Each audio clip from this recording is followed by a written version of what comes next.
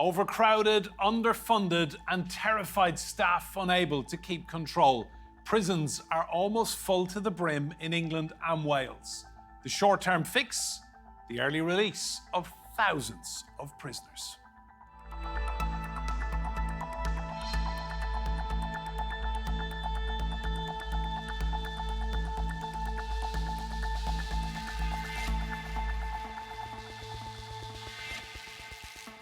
Hello and welcome to Roundtable. I'm Enda Brady. Now, shortly after coming to power in July, the UK government made the decision to release prisoners early.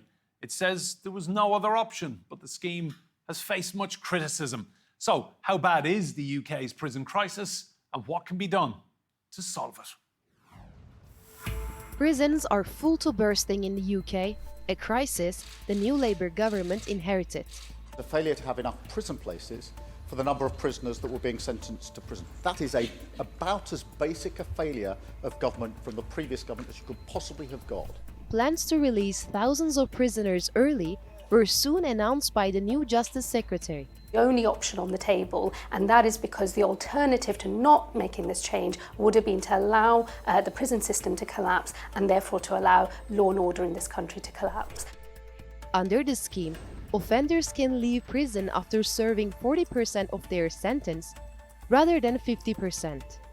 More than 88,000 people are currently incarcerated in UK prisons.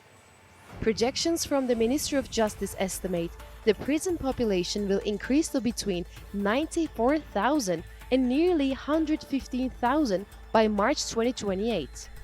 Riots across the UK this summer added pressure to the already strained system. Offenders were quickly sentenced and given long sentences. As part of the scheme, 1,700 prisoners have already been released early, with thousands more to be set free. But criticism of the scheme has been rife, compounded by reports of prisoners quickly reoffending after their release.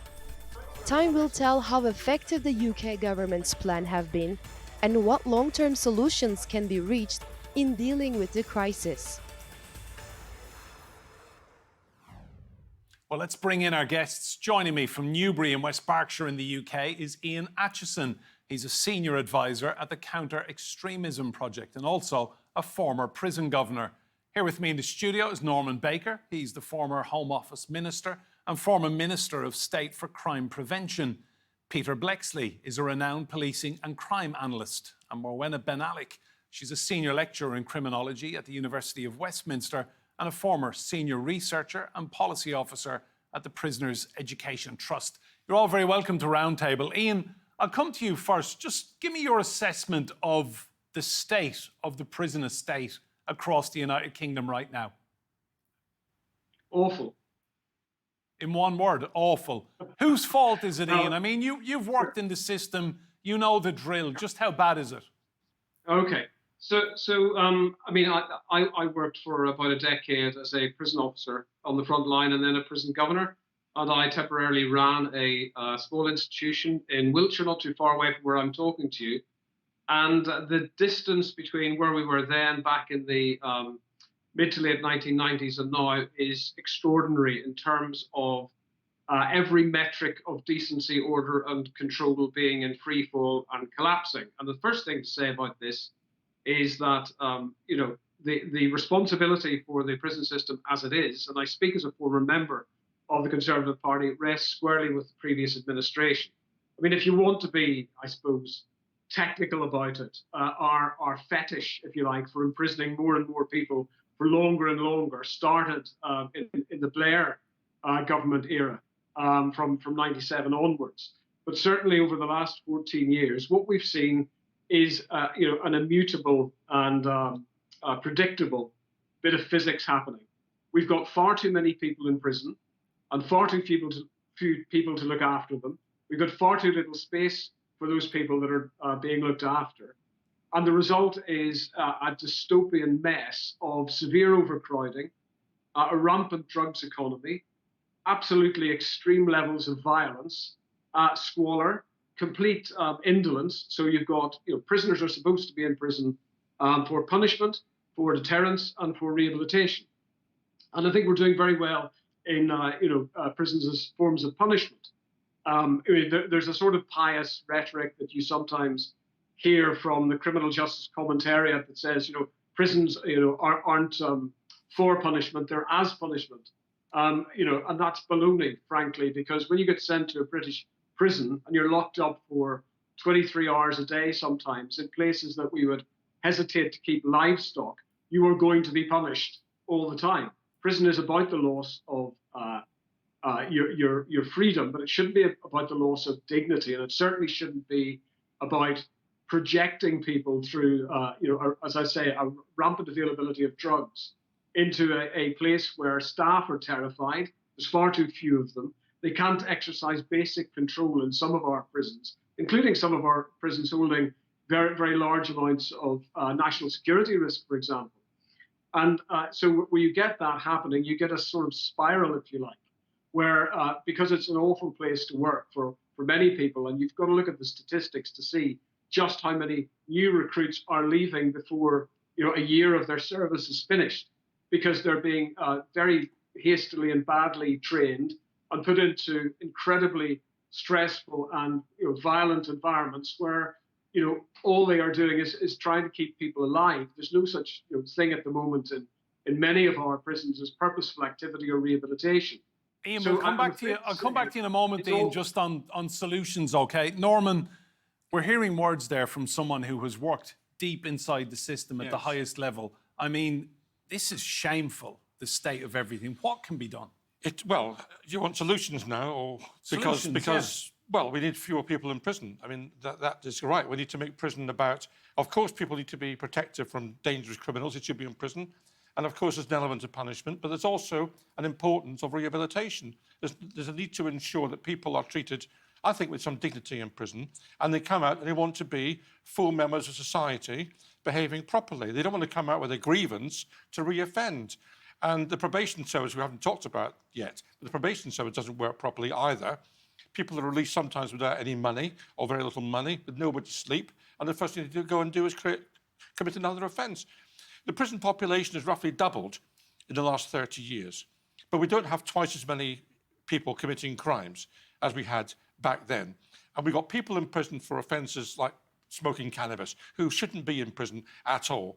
We've got people in prison who are mentally ill. And when I went around Lewis Prison in my old constituency, the governor there told me there was 40, 45 people there who shouldn't be there.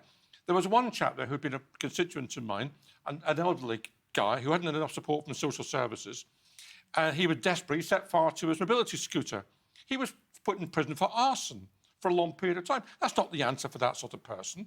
So all sorts of people shouldn't be there.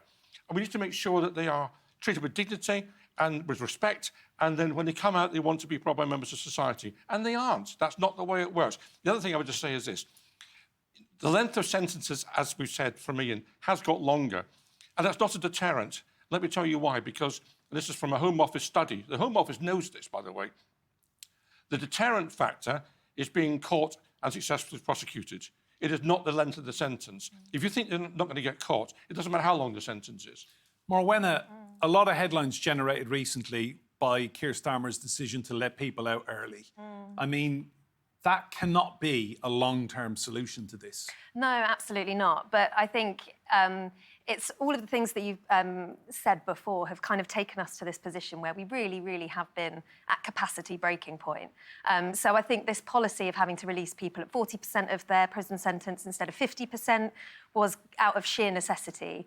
As Norman's pointed out, we have got longer sentences that are getting longer and have been for many years now.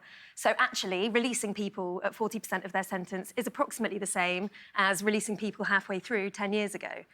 So we have got this mix of this combination of a whole range of different things that's gotten us to this point. However, that absolutely cannot be the whole answer.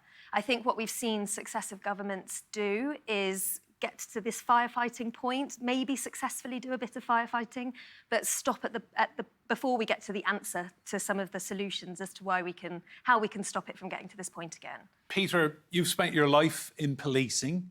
What's morale like in police forces across the UK then if you see people being let out early from sentences because ultimately there's no space left to put new ones in?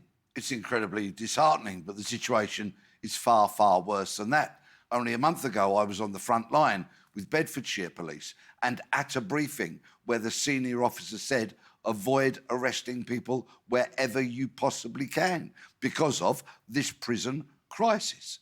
It's an absolute disgrace that politicians in the last 20 or 30 years haven't been able to get a grip on very simply understood facts, namely, the population is increasing.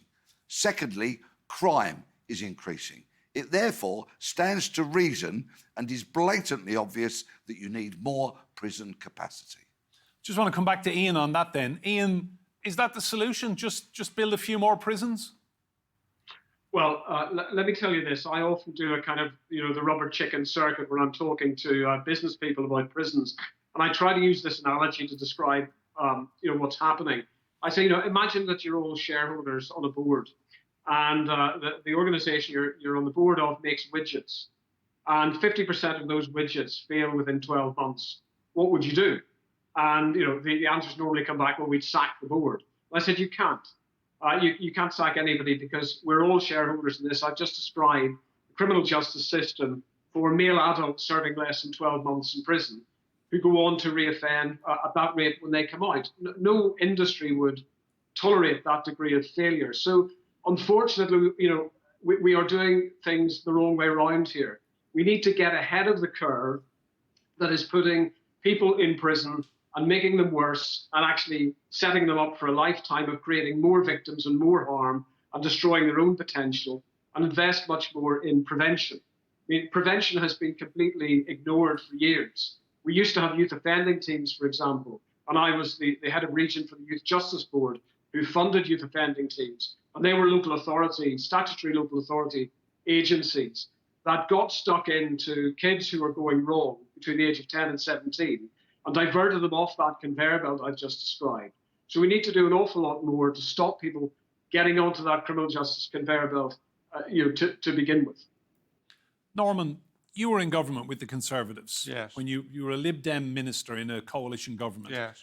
Conservatives brought in austerity. Traditionally, they see themselves as being the party of law and order across the United Kingdom. But the two didn't balance out, did they? All for putting people in prison, but trimming back the money that actually went into the prison system. Well, there was a reduction in police numbers. And actually, at that point, it didn't materialise into a major problem because I think the public at large didn't realise the numbers were being cut at that point. And therefore, criminality wasn't actually particularly going up during the coalition years.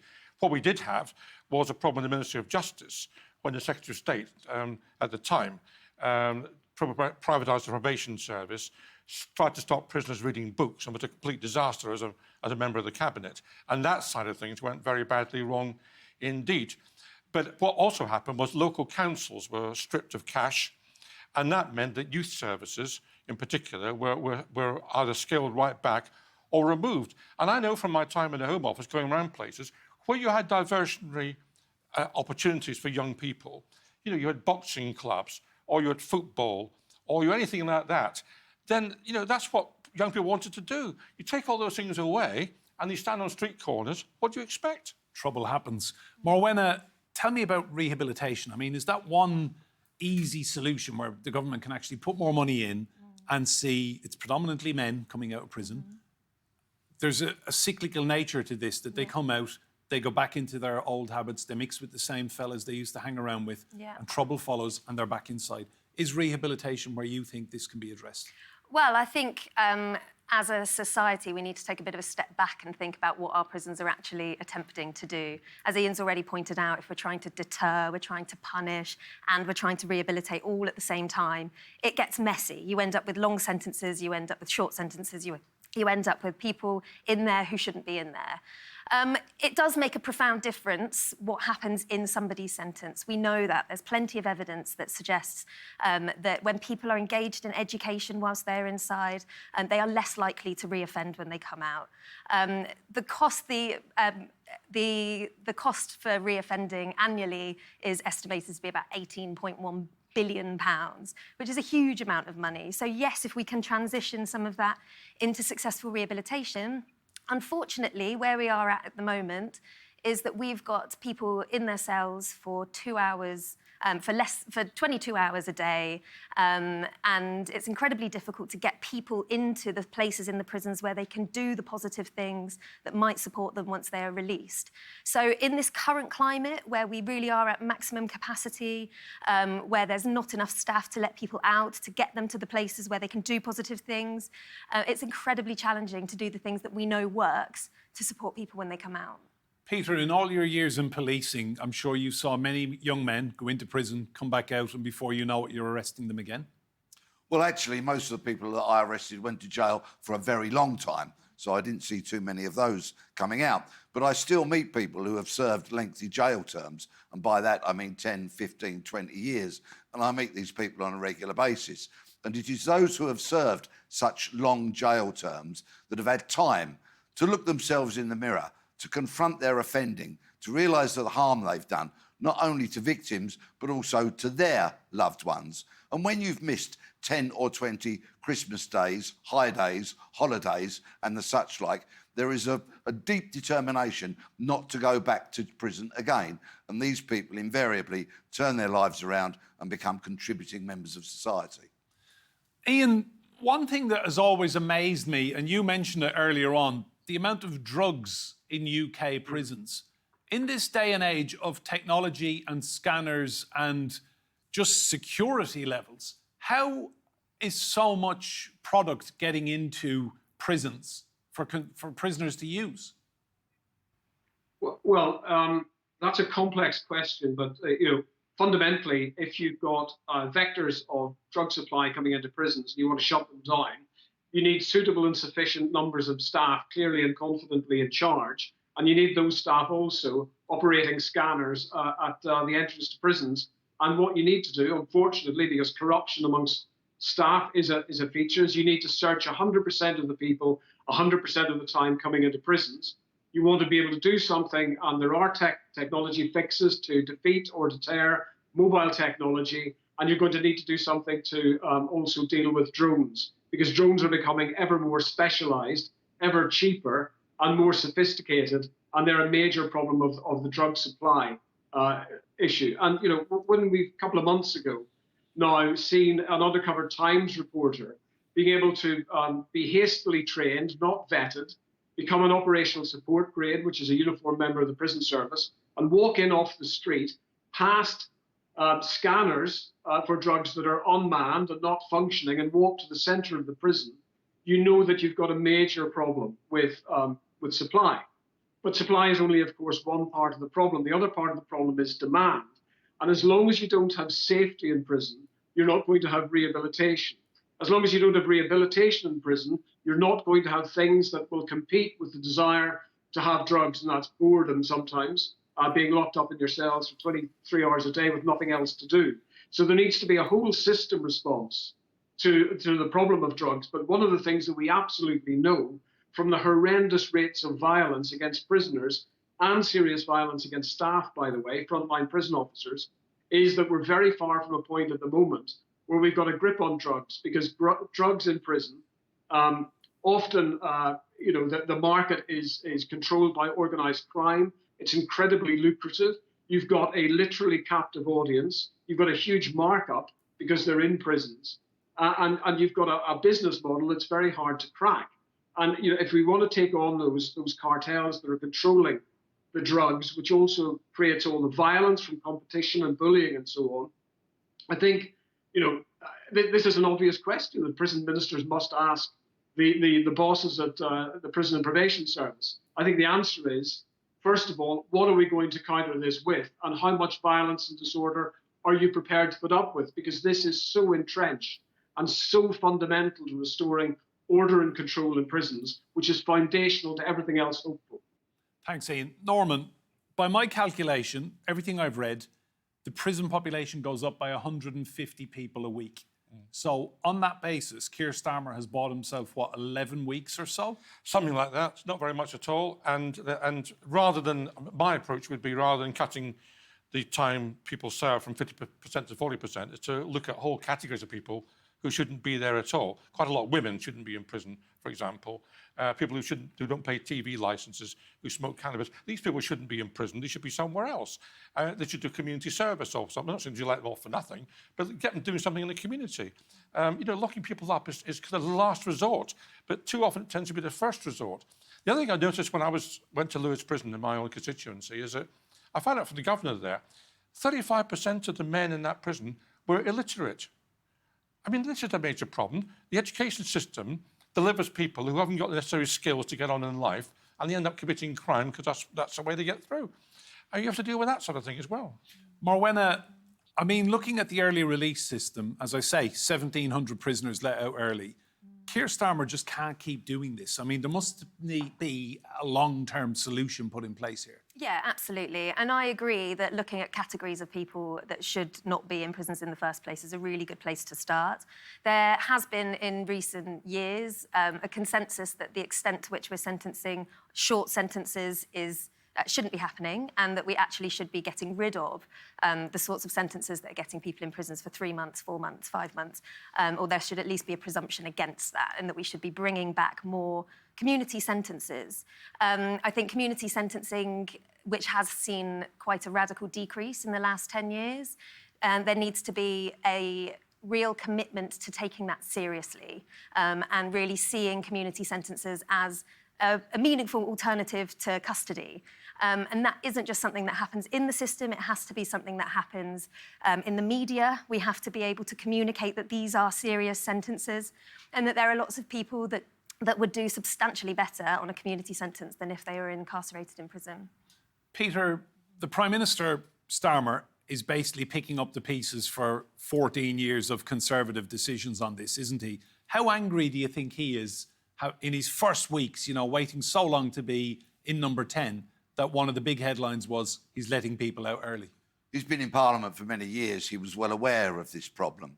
What we actually need is fresh, innovative thinking to try and tackle it, because the streets of Britain are becoming increasingly lawless, and every current survey bears that out, let alone the anecdotal evidence that I hear every day from victims of crime.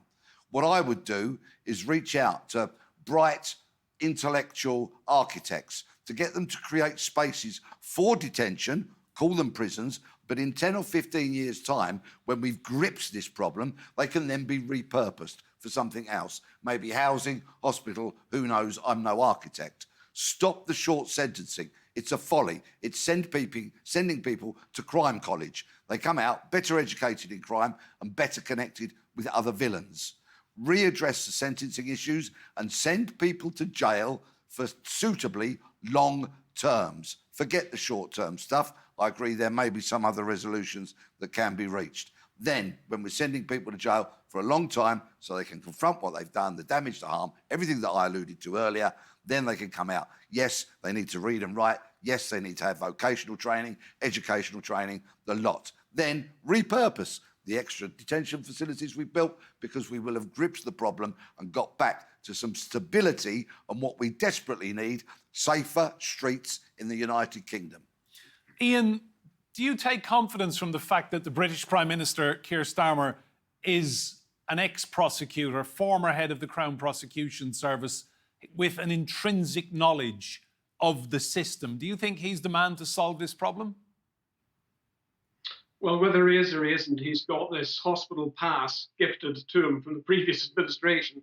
So I'm sure to answer your previous question, he didn't imagine the first thing he was going to do, having been elected on the basis of being tough on crime, was to do the reverse and order the mass emergency release of prisoners. I've said repeatedly that this is the worst thing to do apart from any of the alternatives. He had no choice. The system is heading for gridlock. I would take some issue as well, just to say, with this idea, this mantra that is always bandied around that short sentences are bad. And I'm in a minority here, I accept that. There's nothing intrinsically wrong with short prison sentences. It's just the way that we do it is almost uniquely bad in the whole of Europe. Lots of jurisdictions across the EU, particularly Scandinavian countries, have shorter sentences on averages that are even less than ours. It's what you do with people when there is no alternative to custody that's important. Now, I do agree that we are locking up far too many people, and certainly people who are convicted of non-violent acquisitive crimes in relation to a drug habit have no business being in prison. This is a medical problem. But we have to also just recognise we're talking about, opening the doors of people who've been sent to prison for short prison sentences. I mean, I take issue with Norman here. This isn't their first rodeo, typically. I mean, magistrates have just got completely exasperated with entrenched criminal behaviour that no amount of community sentences has seemed to fix. What I would prefer for a lot of those people who torture communities and degrade those communities and cause the little corner shops in places that none of us around this panel probably live to shut down because of repeated shoplifting and so on. What I want is to see them go through an NHS route of detoxification, which is compulsory and secure, but not a criminal justice route that is making, to coin a phrase used by a very right-wing Conservative Home Secretary, making bad people worse. Final point then, Norman, just come back in on this. Can politicians fix it? I think they can fix it if they've got the will to do so, and they're prepared to take on the right-wing press, quite frankly, which always wants to lock people up and throw away the key. And it's that right-wing mantra from the Daily Express, Daily Mail and papers like that have caused some of the problem that we've got, unfortunately. Norman, Morwenna, Peter and Ian, thank you all so much for your insight on this. Remember, you can see more discussion and debate on our YouTube channel. Just search for Roundtable, TRT World. But for now, from me, Enda Brady, and all of the team here, goodbye and thank you for watching.